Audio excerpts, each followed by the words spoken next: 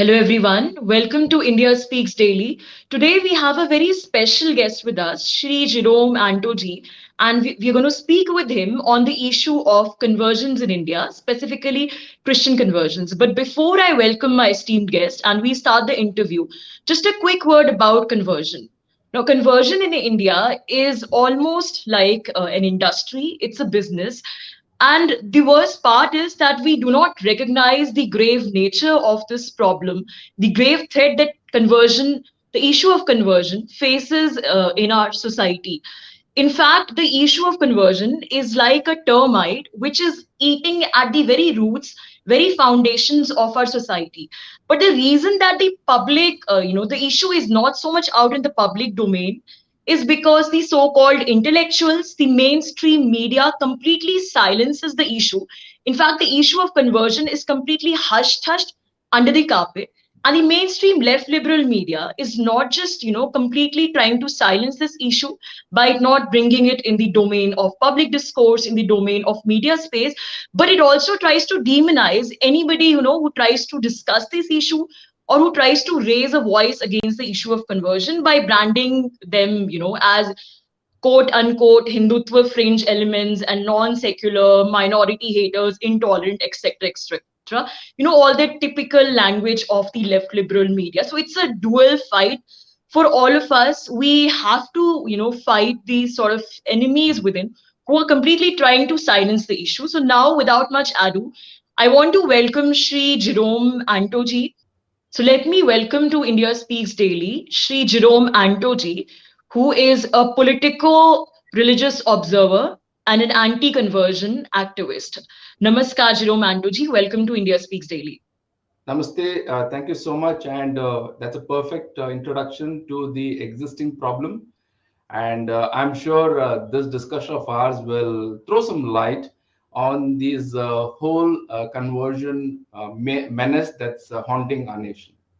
So, sir, starting with the first question, since these days we are having a debate on the issue of the need for an anti-conversion law, and at least people are talking about this. And as we all know, that recently in the Supreme Court, the PIL filed by Shri Ashwini Kumar Upadhyay against the issue of conversion, and the response given by the central government that the right to freedom of religion is a fundamental right, but the right to convert is not a fundamental right guaranteed by the Constitution. So this is at least the first time that the central government is talking on the lines of, sort of the need for a legalization against conversion at the national level. So do you think that this is good signs for, an anti-conversion law at the national level? And if there's any hope for such a law in the future, and if yes, would it be able to tackle the menace of conversion? Because conversion, as we all know, happens at a more covert level. Thank you so much. Yes, as very rightly you asked, this menace of conversion is not new age. It's been an ongoing menace from the time of independence, but we were not aware of it. Uh, Anti-conversion law proposal at the national level is not new. Very early, I remember in 1970s itself, during the Prime Minister Morarji Desai's government, there was an attempt to introduce the anti-conversion law because the people could sense it. But unfortunately, it has been turned down, and there have been multiple attempts. Private bills have been introduced in the parliament, but everything has been shut down. Okay, and thanks to social media and thanks to a lot of people who have been alert, there is a lot of talk about it. There is a lot of visibility on the whole conversion menace, and it is imperative now for the very existence of a nation state like India. It is imperative that there needs to be a check on conversion. But as far as the anti-conversion law is concerned, I have my own fear because uh, seven states, if I'm not wrong, have introduced the anti-conversion law, but I see them as a toothless tiger because Yes. this is more of a tick in the checkbox, just to say, okay, we have done it, because I don't see a meticulous plan implemented to curtail conversion. For example, even in Karnataka, for that matter, The anti-conversion law has been introduced, but how many? But let me tell you my own experience. The bureaucracy, the machinery does not even know that there is something called this. They're not educated about the anti-conversion law. For example, if anybody goes to the police station and files a complaint, wants to file a complaint, the police will not take this complaint, because for them it is something which they are not aware of it. So there is a lot of work that needs to be done.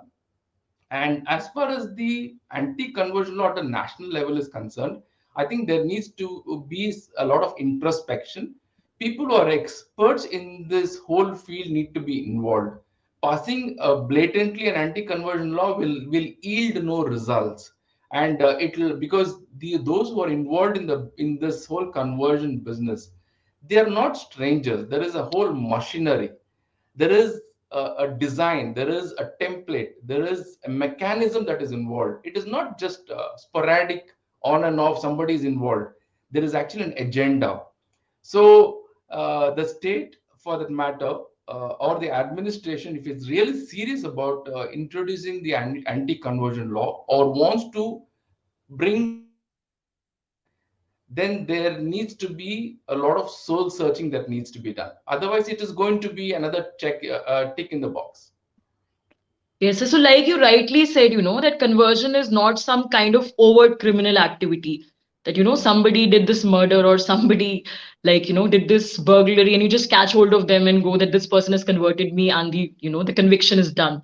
Conviction is, like you said, this lack of awareness, but conviction is also difficult because of all these different mechanisms involved. So how do we envisage this anti-conversion law? Do you have any ideas that how do we make it, attack those covert mechanisms? How do we structure it? Yeah. So, first of all, we need to understand the nature of India.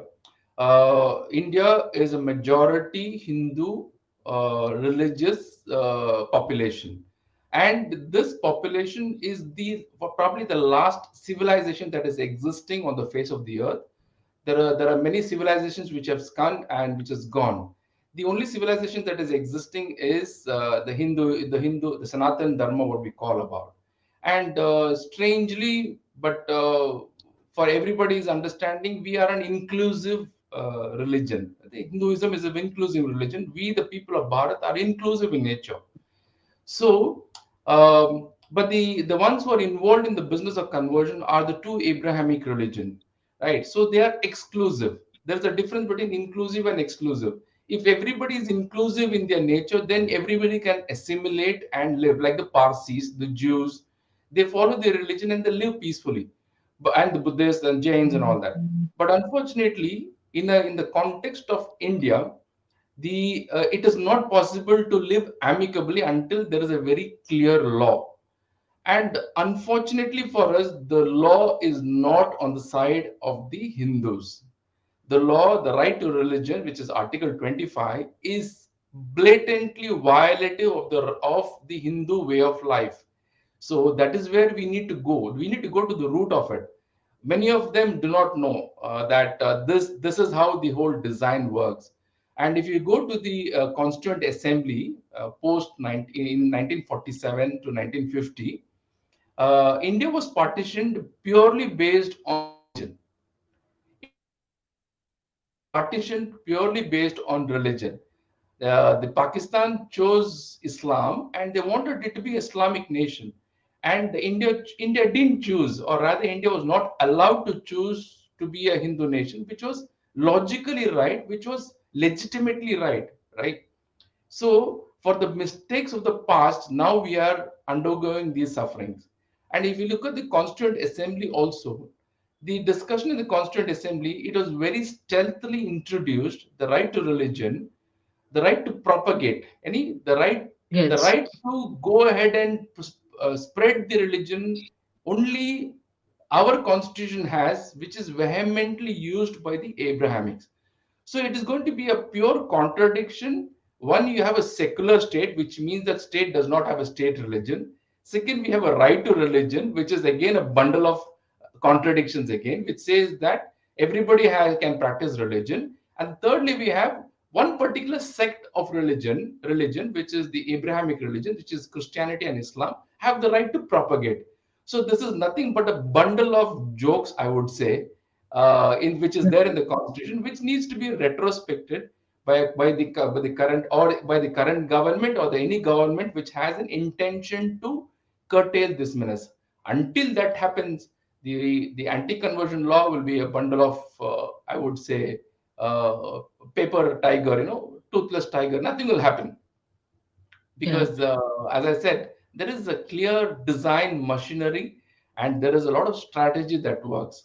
So, like you rightly said, propagating is a very wide-ranging word, which then can be legally used to justify, all of these covert activities. Now, coming to specifically to the issue of Christian conversions in India, it happens at two levels. One is obviously the direct level of missionaries sort of targeting individuals and families and kind of doing the canvassing, but the other level is at the level of civil society, cultural institutions, all these NGOs, community education initiatives, and which is a big minefield. You don't know where the connecting wires go, and it's a big minefield. And this covert agenda, do you think this covert agenda is more dangerous? And how does the modus operandi of these covert cultural, educational, NGO kind of institutions work in spreading propaganda against Hinduism and in laying the ground for conversion? Very interesting question, and it's very important to understand how this whole mechanism works. For that, we need to go back to history of Christianity in India. We all know how both the Abrahamic religion, that is the Christians and the Muslims, basically ransacked this nation and made us poor, made us a poor nation because they robbed all our wealth, they robbed our knowledge, they robbed everything else. Given that as a context, the earliest the earliest known missionary work started in after post 1498, after the Portuguese came to India, and then Portuguese, the French, and Danish, and then finally the English. Now, when the Portuguese came to India, they had the mandate of the church, which is the Roman Catholic Church, basically the Pope, that they need to convert. Now, until that time, probably the Catholic Church or the church didn't know that there are already Christians existing in India. These are the small pocket of Christians known as the Syrian Christians in India, who were living peacefully. Basically, they had amalgamated among the civilization. They had, like the Parsis, they had lived peacefully. And actually, post 1498, when they came to India, they found the Syrian Christians, and there was a kind of confrontation because the Catholic Church wanted pure obedience and subjugation, which the Syrian Christians in Kerala stood against it. That is one part of the story. The second part of the story is this: after the Portuguese coming in, the Portuguese also didn't do much work other than atrocities of which is called the Goa Inquisition, and Inquisition in parts of Kerala and other parts of the nation.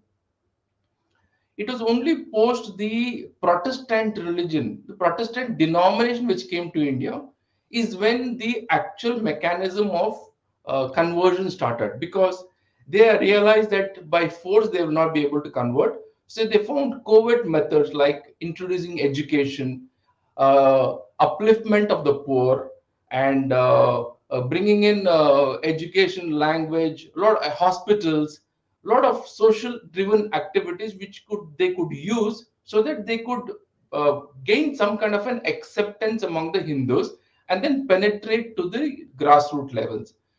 If we look at the British itself, the British East India Company, actually speaking, never allowed the missionaries to come to India, and many of them do not know why, because there are a lot of people asking me, why did the British ruled menacingly over India for a very long time, and they had complete control on this nation, but why did they not turn India into a Christian nation? The reason is very clear. If you go back to again history, the British did not allow missionaries to come to India. They didn't want any kind of work to be done in India. If ever any missionaries came to India, it was only purely to cater to the needs of the British. Okay. Now, There was a lot of debate and discussion and power struggle happening in the Parliament of Britain to somehow get the access to India. This was by those lobbies who were involved in the business of conversion. They Yes. managed to get into the Parliament of Britain and force the British East India Company to give access to missionaries. Only then these missionaries came to India and started establishing these institutions, whatever you're talking about, charitable institutions, so that they could get into grassroots civilization and somehow influence the people. So there is a whole history behind the whole conversion business, which includes charity work, social work, probably every aspect of human touch that we have. Yeah, but now their funding is very covert, sir. Like even if it's, directly not funded by the church, there's so many local players involved. Which brings us to the question of, funding of, missionary activities and Christian conversions in India. How wide is this nexus? And, who are the funding agents? Are the corporates also involved, Indian and the global corporates? If you could throw some light on that. Funding, as far as funding is concerned, there is both direct and indirect funding. Direct funding is the process of through the FCRA clearances, FCRA contributions that comes into India in the garb of giving charity and social service. Now, a lot of churches, if you look at India, majority of them have an NGO attached to it. They say we involved in service to the society. Now, these NGOs are actually supported or funded by these foreign nationals or foreign institutions. It could be churches settled abroad, or it could be institutions dedicated for the purpose of propagation of faith.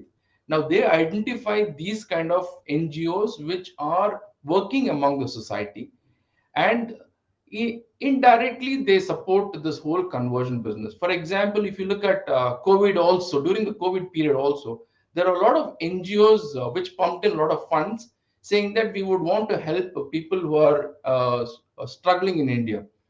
And these NGOs were backed by Christian institutions abroad, and their agenda was very clear to reach out to the farthest, the deep-rooted tribals, so that somewhere they can get hold of these poor people or people in need, so that they can get them into entrapment. As far as your other question in terms of corporate is concerned, I wish to throw light on this because I know a lot of, I've been in the corporate for a long time. Uh, I want everyone to understand this. The people who handle all these CSR activities, basically, most of them are the HR heads, the HR heads, all these head honchos, the CX levels. Now, where do they graduate from? Especially the HR, the premier HR organization in India is XLRI. Now, XLRI is an organization which specializes in imparting human resource courses. Now, who runs the XLRI? The church runs the XLRI. And when I say Wow, I did church, not know. I did not know that. Yeah. it is owned by the church. The church, the Jesuits. The Jesuits are the brains on the brains in the church, because the church has many departments, and the Jesuits are the ones who are involved in education. If you look at some of the premier educational institutions are run by the Jesuits. Now, most of us have studied in all these Christian institutions and educational institutions, and that does not come free, right? I hope everybody knows what is the cost of a course in XLRI. Um, because I know a lot of people come back to me saying that, oh, a lot of Christian institutions do service. Service comes at a cost, and that comes at a premium. I would want everyone to actually go down to XLRI and check, or any of the Christian institutions, and check what is the cost of the courses that they offer. Now, inadvertently, we as a nation, because we come the Hindu as a Hindu Sanatani, we have this thing called Guru Sishya Parampara, Guru Dakshina. Now, inadvertently, there is some kind of an allegiance that is there to all these Christian missionaries. Now, all these Christian missionaries, the product of these Christian missionary schools and colleges and premier institutions, where would they think when they had these large corporates? Where would they think of first donating? I put the question to each one of you. So there's a lot Yeah. of donation that happens inwardly. Forget about foreign funding. There's a lot of inward funding also, which many do not realize. That's why I advocate, especially when you're doing CSR activities, I want people to investigate and ask which institution are you funding? Who are those involved in those institutions? Well, whether it is a hospital, whether it's a hospice, whether it's an orphanage, whether it's an old age home, please question. It's important to know that it's important to know that your charity is given responsibly. So Yeah.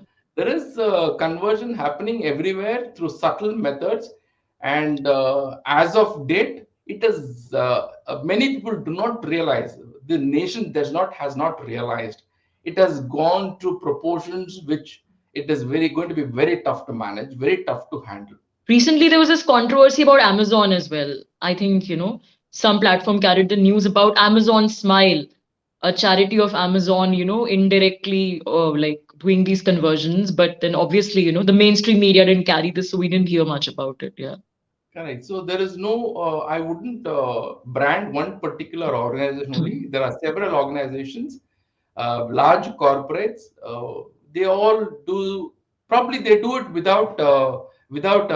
innocently, without knowing that they are actually contributing towards an organization which sole purpose is to convert. So I would not blame these corporates, whichever are funding these organizations. Unfortunately, they are not aware that there is an element of conversion that is involved in those organizations who are involved in the business of charity.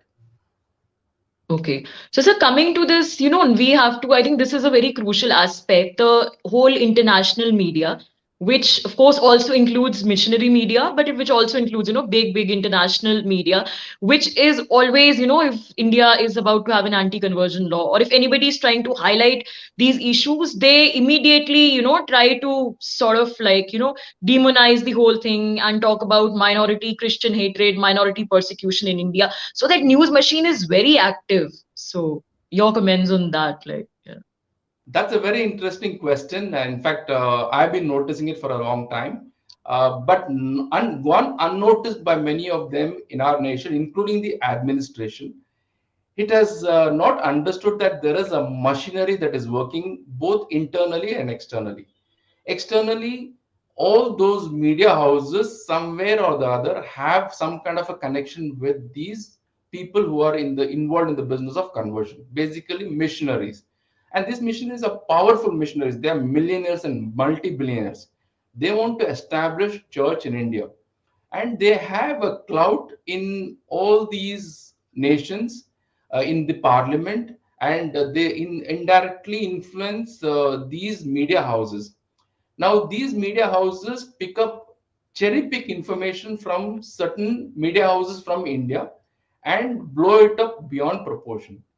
Now the sad thing is this: the Indian state, that Indian government, has not recognized this as a threat.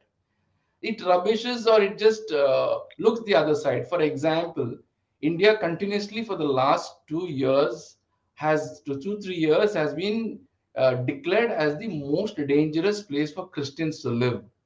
Now this is being voiced in the US Congress. Now people would say, oh, it's okay. Please do not, they have misunderstood, they have underestimated this whole rating, because these organizations are tax funded organizations in the US, and these people who are involved in branding India as dangerous place for Christians to live actually have a say in the Congress, which means that they can influence policy decisions on India. As we speak now, there are these lobbyists who are putting pressure on the US government to impose sanctions against India. When I said sanctions, economic sanctions, social sanctions, political sanctions. So we need to understand the grassroots level these missionaries are working, not just in India, abroad. Now, there are a lot of organizations, at least a few of them I can easily recall, who manufacture these fake stories about Christian persecution. Now they do not know, it is like somewhere nowhere types, it is some they say it's some remote place. For example, if you ask somebody from the south, he'll say persecution is happening in the north. If you ask somebody in the north, they say persecution is happening in the south. So these are all basically cocooned stories which nobody knows where it is happening, but the international media picks it up very nicely because it has been cherry picked and fed to them. And these are narratives that are built across the globe and actually branding India as an anti-minority. When I said anti-minority, very clear. There are only two minorities according to the global community: Christians and Muslims. So if we connect the dots, we can understand that it is a very clear propaganda that has been focused in demonizing our nation so that they will have access to convert everybody in this nation. I think that's a plain, blank truth. Everybody needs to understand that. Why is the Indian government so, on the defensive always regarding this issue? Not just, I mean, BJP government, any Indian government historically. And why are the Hindus so defensive? I wouldn't want to talk much about what happened prior to 2014 because everybody knows the political parties which involved prior to 2014 in administering India were pro minorities. When I said minorities, very clear Abrahamic religion. So they were always facilitating everything. So actually, if you see all the damages that are happening today, which are surfacing today, is the seed that was sowed many years back. Post 2014, I think, see, I wouldn't want to blame any particular government or political party because currently I would say they are helpless because at least post 2014, the BJP, which is there in power, also is helpless because there is a huge machinery which is standing in front of it. We are talking about close to 20-25% of population which is a minority, and they are no more a minority here, and they have become a force now. And since it's in politics, BJP also, for that matter, if I say BJP, the BJP also needs to know if it will be in power the next term, because like it's a democracy, they need to come back to power if they have to enact any specific laws, any specific amendments. So it is going to be a challenge, and I hope post 2024 things will look more concrete, and the government will take a stand, recognize that there is a menace, and take a stand, very concrete stand. So we can say, that the conversion lobby in India and the so-called minority, clique has become very politically powerful in India also. It decides the agenda. So this brings us, to the political role of Christianity. Like you have said in your interviews, many of your interviews that the church runs like, an industry, like a corporate entity. And globally, we have already seen in the whole of Latin America, in Africa, indigenous religions have been wiped out. And it all of it of course serves a political motive. In case of India, talking about the current scenario, contemporary India, how does it manifest itself politically in terms of, I don't know, maybe fulfilling the geopolitical interests of the international players, be it the US or UK? How does it work politically? See, the church, for example, the majority Christians belong to the Roman Catholic Church, which reports directly to the Vatican. The current, we need to realize that. We need to realize that the church directly reports to the Vatican, and Vatican is a sovereign nation, right, which has its own, it's a government, and its ambassadors are across every nation, and there is an ambassador sitting in India also. And all the church leaders of the Catholic Church report to the dotted line to the ambassador and to the Vatican. So it is a paradox. Everybody needs to realize that the church is a sovereign within a sovereign. We are an independent nation, right? We are an independent nation, but the leaders of the church have been appointed by the Vatican. So these people who've been appointed by the Vatican, whom will they listen to? Will they listen to the India, our country, or to a foreign nation? So this is going to be something which is going to be very detrimental if it is going to be led this way, because there is religion influences politics. And that is how the Abrahamic religion works. The Abrahamic religion very clearly works on uh, a pure obedience, and there's no point of this. You cannot question the authorities because there's a fear of God that is put in. So it is Yeah. clearly designed in such a way that those Christians or Christian leaders will have to inadvertently listen to the church leaders. And these church leaders have a direct or an indirect allegiance to Right. foreign nations or foreign donors or foreign organizations. This is going to be like something which is going to be very tough to manage. I do not know how the government is going to handle this. There is a way to handle it, but then I think it's more of a political will. There should be a political will. If there is no political will, then it's going to be a losing battle. So we can say that the international, church leaders, the Vatican authorities, then they indirectly have a say on a lot of international policies at the global level, at even the big global organizations, I suppose. Yeah. Correct. Yes. No. Why do you think the church opposed the CAA, the Citizenship Amendment Act? The Citizenship Amendment Act is an act which was delivered by the Prime Minister Modi's government, and it actually included the Christians. But the Christians themselves rebelled against it. What an irony! Because why do you think they did it? Obviously, I'm sure it was tutored by those foreign vested interests who are sitting in some part of the world, because it is an Yes. irony thing, irony because Christians are persecuted, killed, butchered in countries like Pakistan, Afghanistan, and Bangladesh. There are no more Yes. Christians. They're not even second class Christians. They are third class or fourth class Christians. They've been used as slaves. And this government has been so magnanimous that they introduced the Citizenship Amendment Act, and it was the church which was so vocal. If you look at the global community, the global community woke up because the church made such a big noise about it. It is such a tragedy, So we need to understand that Yeah. the power of the church. Now, apart from this, I'm sure the recent one, the one which is ongoing now, is the port which is being built in Kochi, in Kerala. The Okay. church is the one which is making such a big noise about it. We are talking about an industrial activity that is going to happen, an economic activity that is Yes. going to happen in a nation, and it is going to Yes. benefit a section of the people, and the church is the one which is opposing it. So, first of all, religion should not involve into politics, right? But that is what we all need to oppose. Please keep your Yes. religion within the four walls of your churches or whatever places you worship. Do not bring it to politics. That is what the biggest danger is when I say conversion is going to influence us politically. It is going to influence us economically. It is going to influence us socially. And it is going to see, since they could not convert, this is the modus operandi, slow and steady. But eventually it will thrive and it will eventually bring down this nation. And that doesn't help because Hindus, majority of them, do not assert their religion politically. So they don't have the equal weapons to counter it.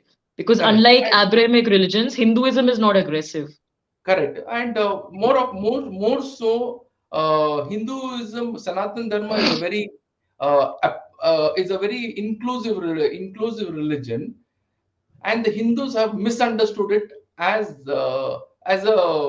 something that we can accept anything and everything. And when we interact, we can find out that they're more apologetic in their way of accepting their own religion, saying that, okay, first of all, they don't know their scriptures, they don't read their scriptures, they don't know the reasons why certain practices are there, and they become so apologetic. So they don't have self pride. They are more happy to be humiliated, both internally and externally. So there is going to be a lot of challenges that is going to be posted for this whole nation itself, for its existence. Sir, coming to the specific question I had, you talked in some of your interviews about the emergence of Christ villages in India. where the conversion has become so rampant that the whole of village is called a Christ village. So if you could just in briefly explain us about this phenomena. So this could be it need not be named as a Christ village, but there are a lot of villages because that's the level of grassroots level what the missionaries have done.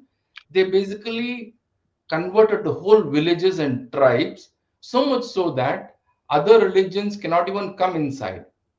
And when I said other religions, I'm very specific. Hindus cannot go inside. Hindus cannot build a Wow. temple. Hindus cannot worship. So this is happening, especially in the south now. We noticed a lot of such activity where basically the whole village is converted, and this is not by sheer accident. Okay, this is the hard work that the missionaries have put in for the last 300 to 400 years. And for those who are watching this program, missionaries don't have short-term plans. They always have long-term plans. It's not like they want to do something in 2 3 years 5 years time. They talk about 100 years, 200 years, 300 years from now, 400 years from now. That is how what you see today, the massive conversion that is happening, or Christ villages that is emerging, is because of the work that the missionaries have done continuously, diligently for the last 300 400 years.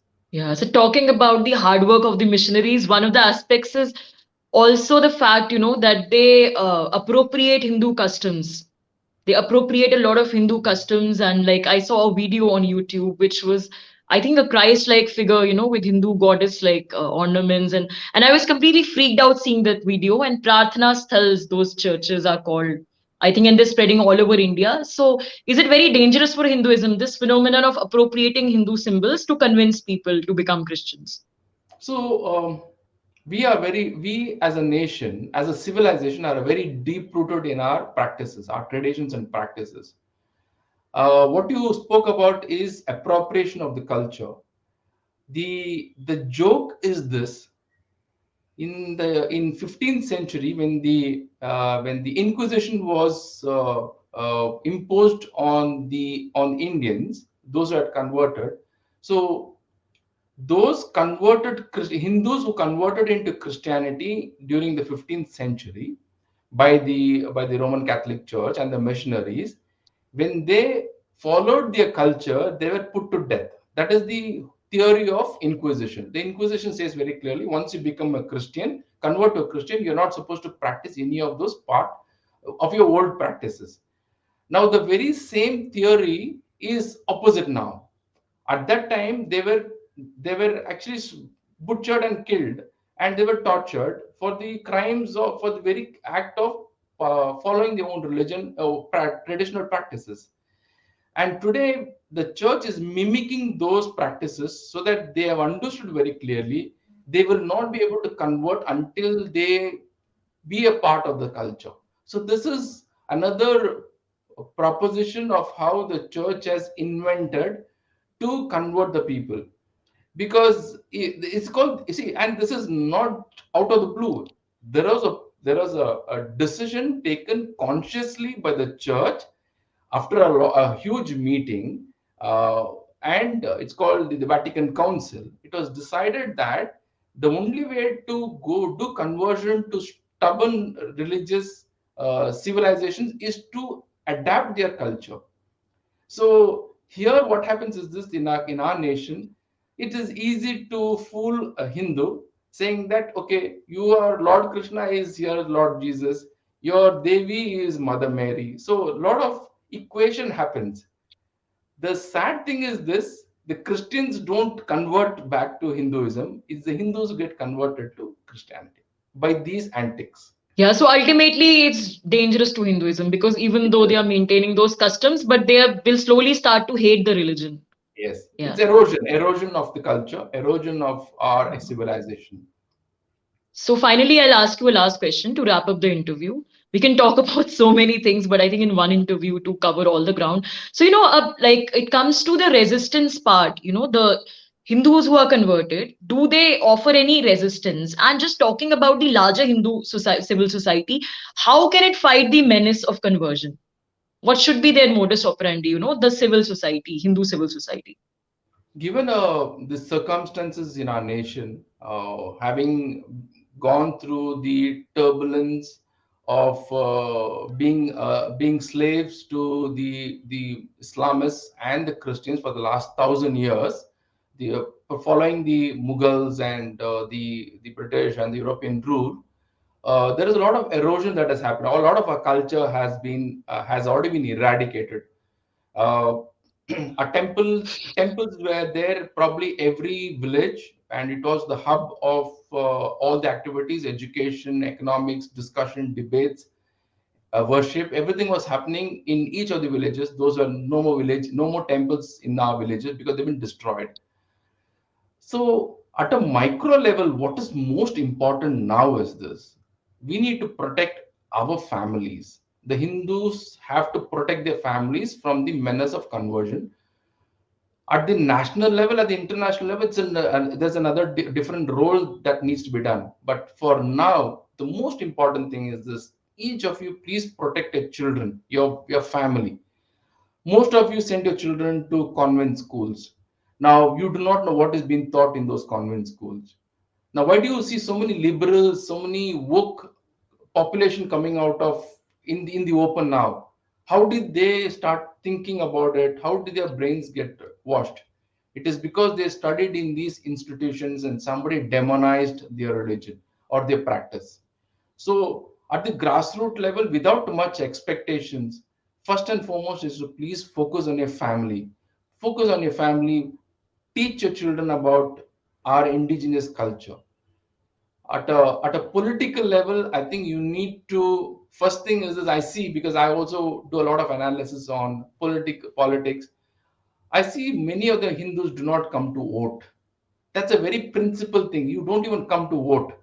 I've seen trends of approximately 50 to 60% voting percentage that happens in every booth, because I worked at the booth level also.